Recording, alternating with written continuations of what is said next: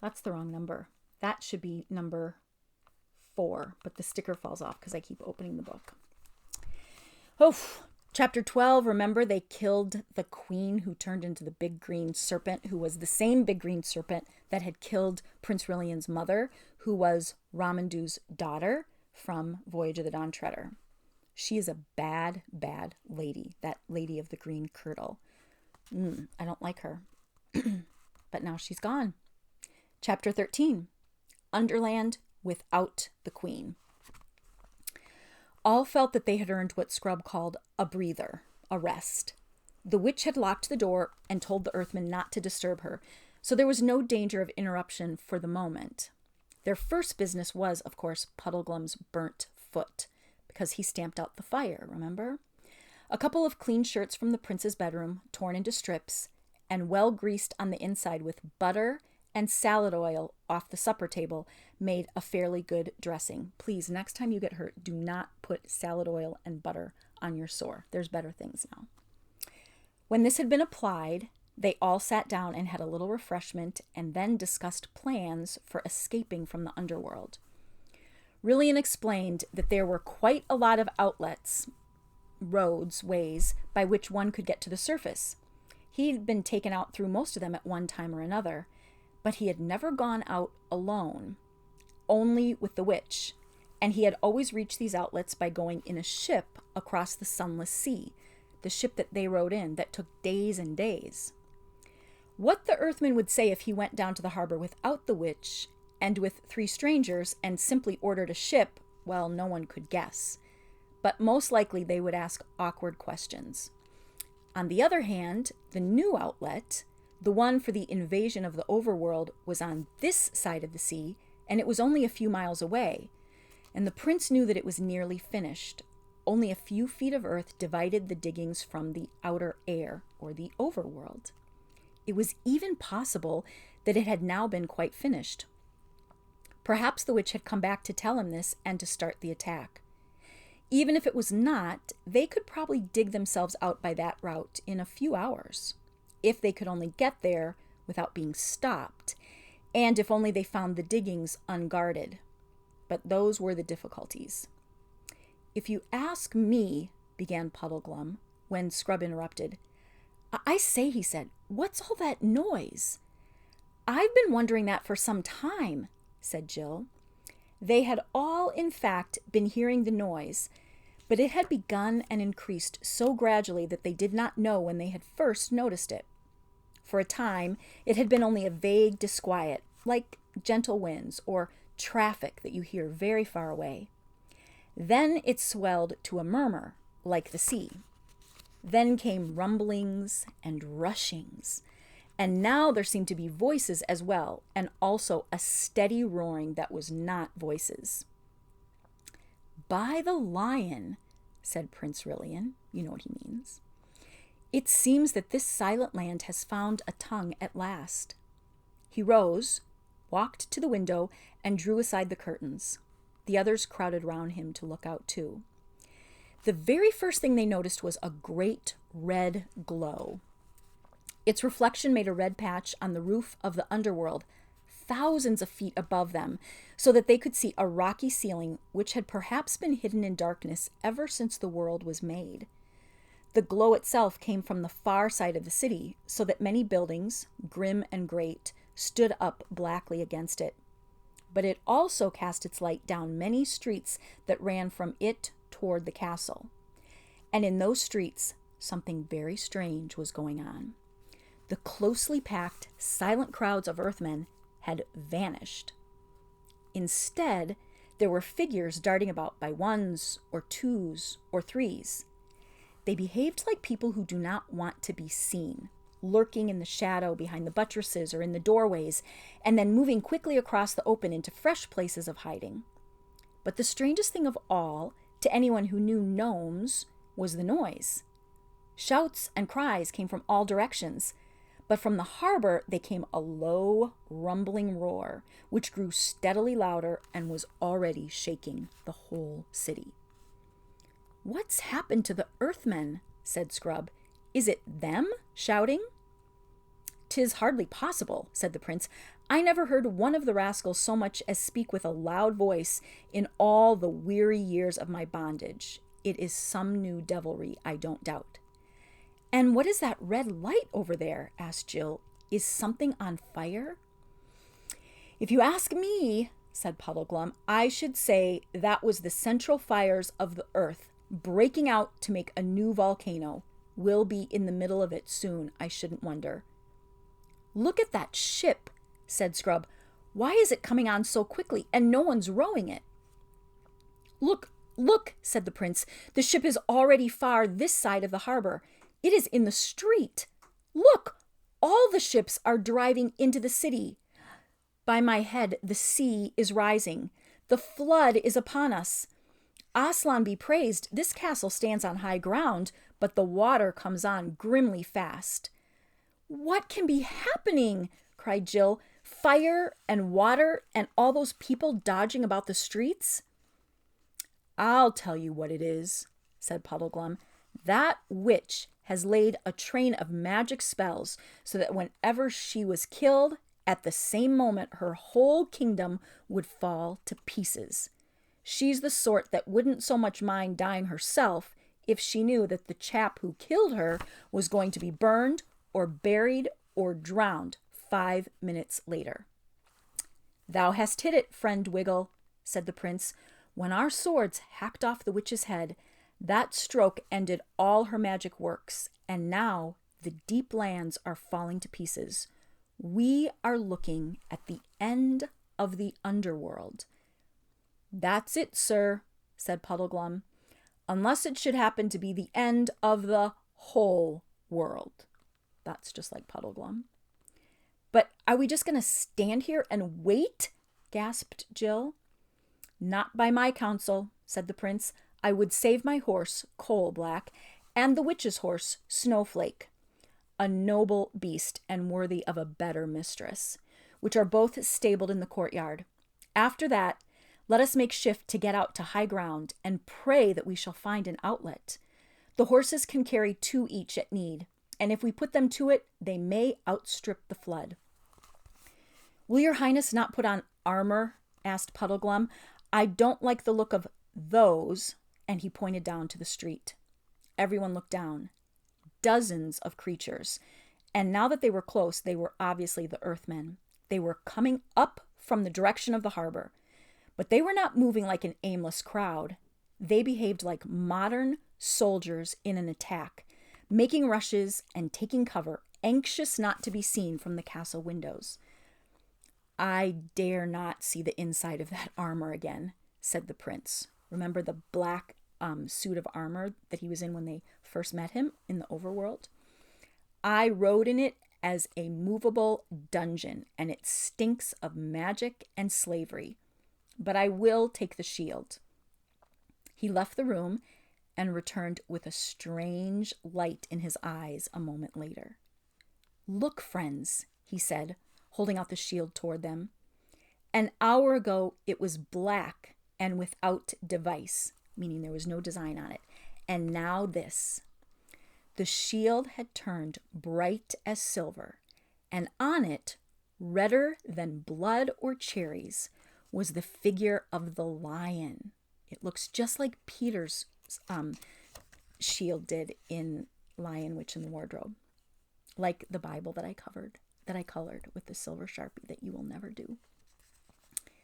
Doubtless, said the prince, this signifies that Aslan will be our good lord, whether he means us to live or to die. And all's one for that.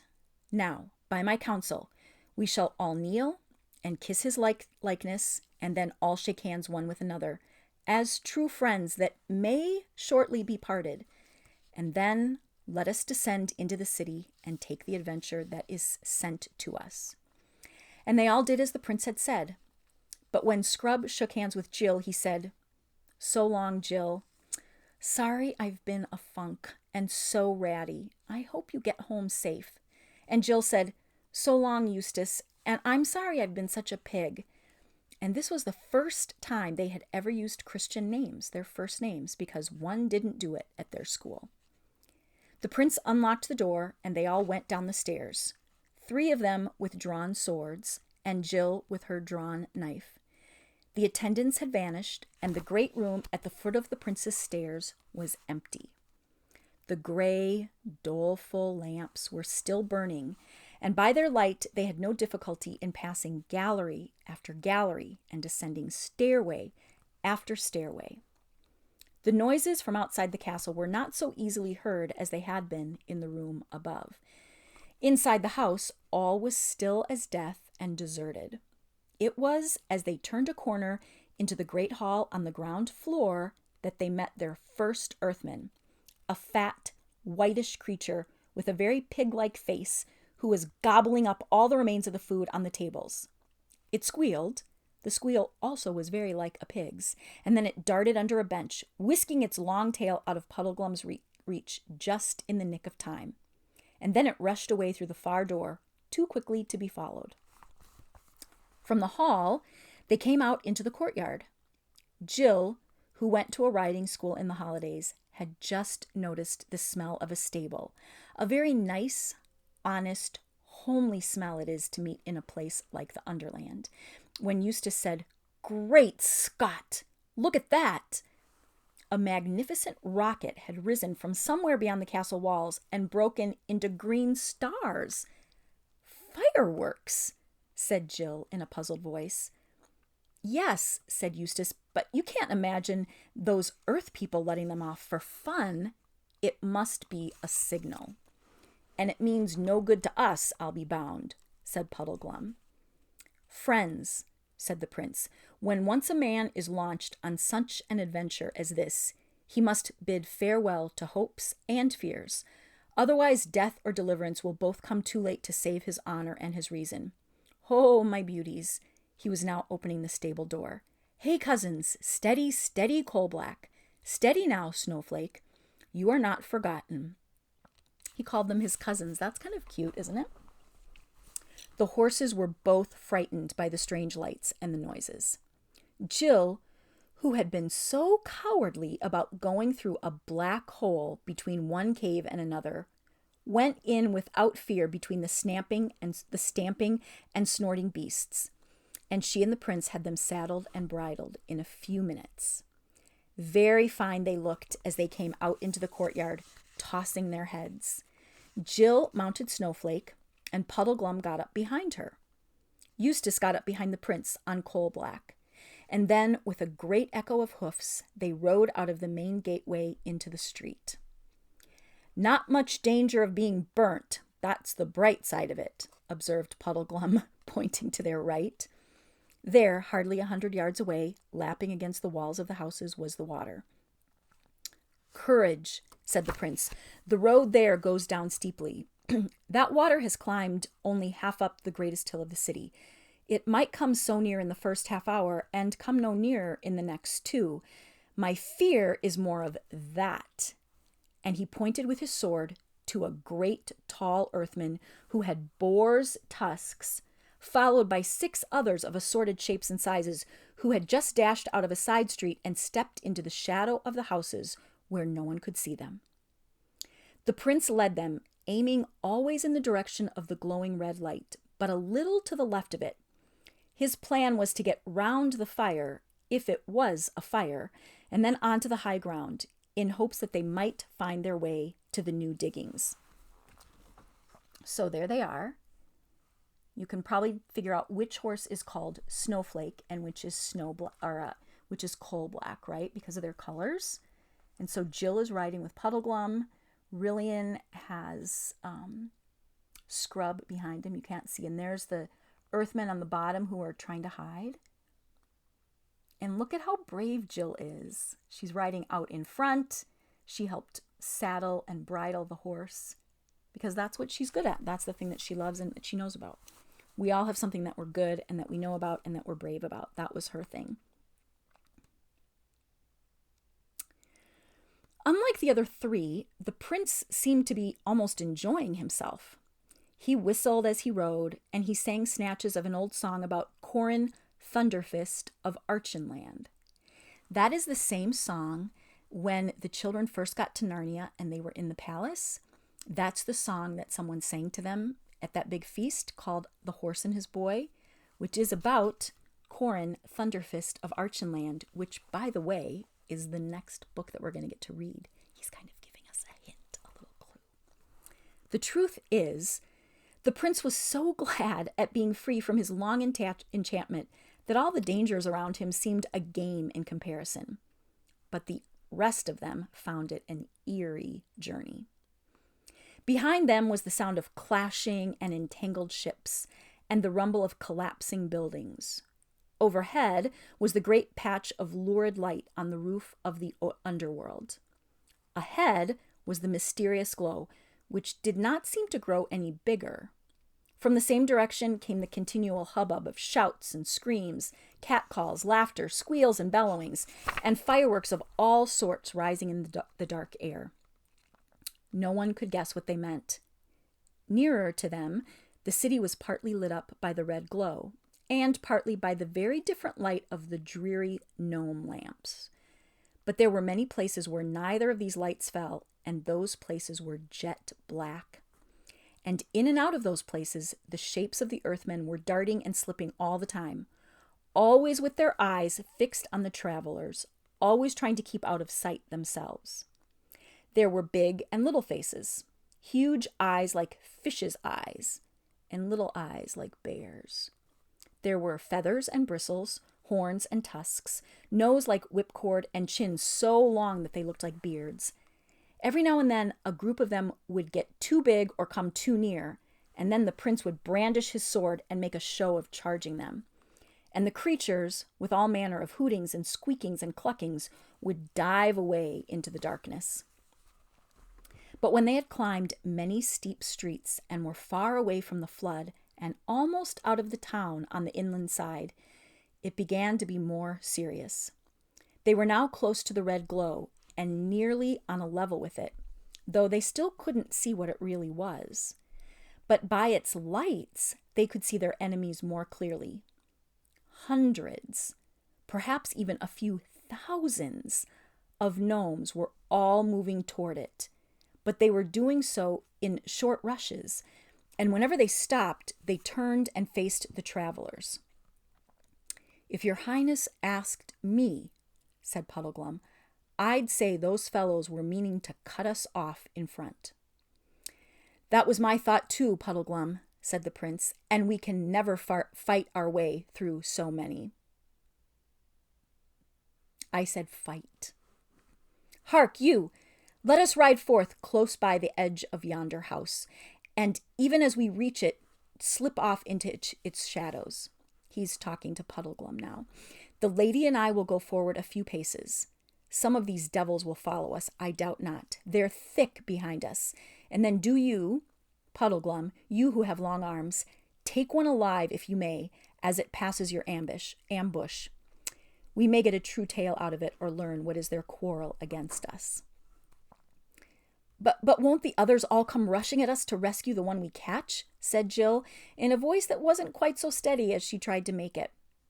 "Then, madam," said the prince, "you shall see us die fighting around you, and you must commend yourself to the lion. Now, good Puddleglum." The Marshwiggle slipped off into the shadow as quickly as a cat. The others, for a sickening moment or two, went forward at a walk. And then suddenly from behind them there broke out a series of blood-curdling screams, mixed with the familiar voice of Puddleglum saying, "Now then, don't cry out before you're hurt, or you will be hurt. See? Anyone would think it was a pig being killed." "That was good hunting," exclaimed the prince, immediately turning coal-black and coming back to the corner of the house. "Eustace," he said, "of your courtesy, take Coal-Black's head."